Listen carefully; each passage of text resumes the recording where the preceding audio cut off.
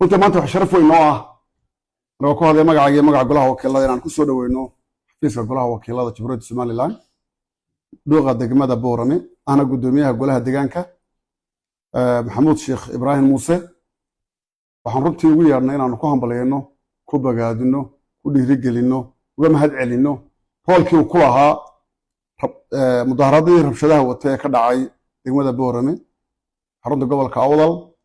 sanadkiina dhaafay 2025 dabeeqadiisii hoolkii uu ku lahaa xasilinta iyo dejinta iyo dadaalka qof kasta oo mas'uul ah xafiis fadhiyana xafiisku laba shaqo u qabtaayo midna waa shaqo maamul administrative midna waa political boss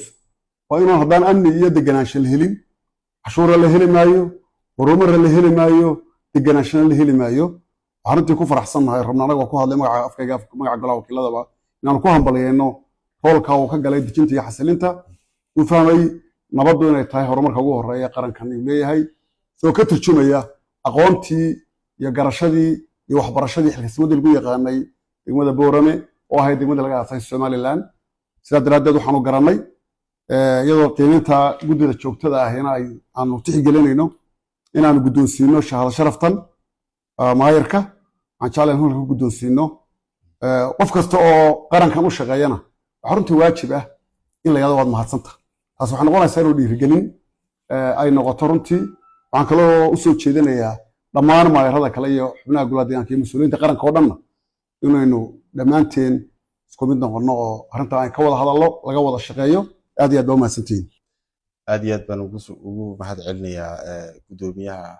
ku-xigeenka golaha wakiilada iyo xildhibaanada golaha wakiilada oo maanta halkan maamuus igu sameeyey aad iyo aad baan waa shaqo qaran oo shaqo waajib ay ahayd walow ay ahayd haddana garashada iyo maamuuskuna waxay biirinaysaa shaqadii aan marka hore wadnay inaan si labilaabno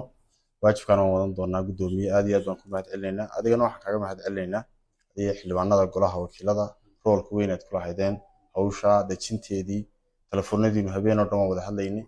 odaynimadii bayaankii koowaad ee laga soo saaray aad iyo aad baan idinku mahad celinaynaa kulley Booramana maamuuska waynu samayn doonaa insha Allah aad iyo aad